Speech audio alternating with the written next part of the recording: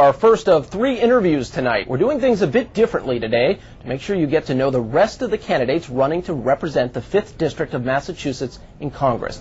Last night we had Republican Jim Oganowski and Democrat Nikki Tsongas on the program. Tonight, the 2 independent candidates and 1 Constitution Party candidate are here. And we begin with the first independent, Curt Hayes. Welcome. Welcome, Brad. How are you doing tonight? Very good, thank you. Tell us a little bit about yourself and why you're running for Congress. Well, I'm a businessman from Boxborough, and the primary reason I'm running in this race is because, as was pointed out by both Jim and Nikki last night, we have a huge majority in the 5th District, 55% of us who are independents, and I felt that they have not been represented, and I decided to stand up from among the people and be the one to try to represent them in Congress. Now, running as an independent, there are a lot of independents, as you say, but most vote for a Republican or a Democrat. Why would they want to vote for you instead? Well, I think up to this point, they haven't really had a choice. We haven't had an open seat election in a long time, and there always has been the focus on the 2 parties. So I think with the fact that you have seen this record low congressional approval rating, the open seat and such, and there is a lot more talk in the country about the need to do something to shake up the 2 parties and get Congress working back for the people. And what makes you independent?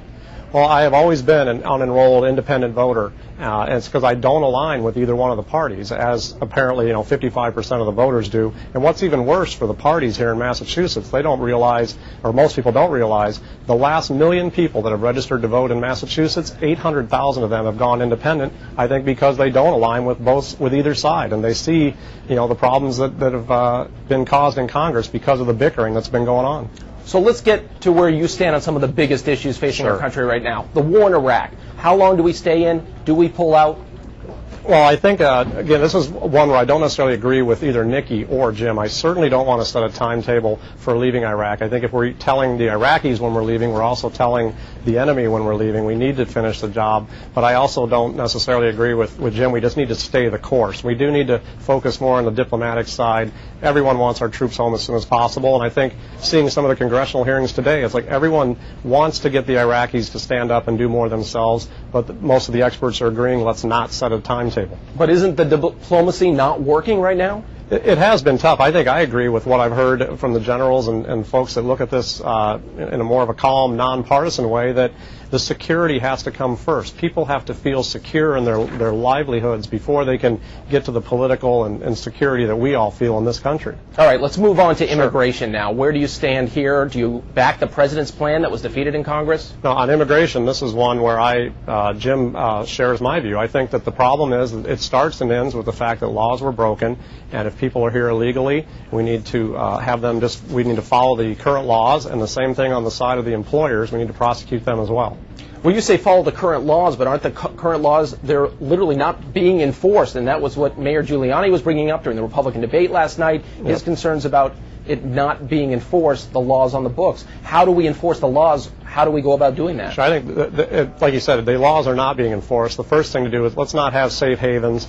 If law enforcement encounters illegal aliens in the course of doing their normal duties, which I think they're going to do because these people are outside the system, turn them over to the proper authorities like we would do for a deadbeat dad or someone wanted in another state.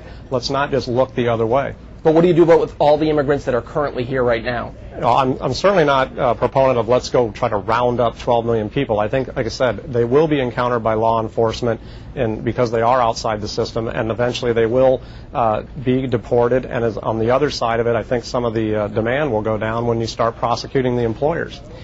Going to some of the other issues, what are those issues that you think are most important that are not being addressed right now? Well, I think I heard last night, the talk about this is going to be a referendum on the president. Another candidate said the referendum is on Congress. I think it's both. There are a lot of local issues that we need to talk about: health care, continued economic development, things like that. Well, let's go to healthcare then. What is your plan? Do Sure. we need a national system or some other system to help those who are uninsured currently? This is one where I think that you'll see Nikki and I share the view that I am for a kind of a shared partnership between the federal government. I applaud what Massachusetts has done, but we also need to include the private insurance for everybody is basically my stance, and that includes working with private insurance, but we need a whole lot of reform to go with that. Education. Anything that we can do? Do you back some of the president's plans that he's put into I think everyone was behind No Child Left Behind when it was first put in place, but again, we haven't funded it. I'm very interested in education. I have 3 children in the the public schools in Boxborough where we live, so it's obviously something that's at the top of my mind, and a lot of other folks here in the district. Although Boxborough is perhaps considered one of the better school districts in the state, how do you deal with some of the tougher districts in the state? I think we've seen a lot of attempts with, from busing children to other ideas, throwing money at it. I think one of the things we ought to truly explore is let's incent the teachers to go to the tougher areas, the inner city areas, to go ahead, bring the teachers to those inner city areas, not just trying to move the kids around. That's one idea that we should pursue. But again, let's not have the Republicans and Democrats entrenched in their positions, yelling back and forth. Let's really look at these and try to get some solid solutions.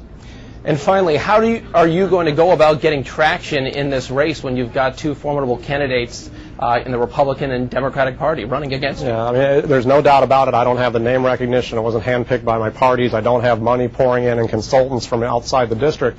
But what I do have, and both candidates pointed out last night, this nearly 55% a majority of the independents. So it's one vote at a time, letting them know that I am here. My only interest is working for them 100% of the time when I'm in Congress, not 50% of the time for them and 50% of the time for my party or special interests. Kurt Hayes, independent candidate from Boxborough, Massachusetts, thank you very much for joining us. Thanks for the time, Brad.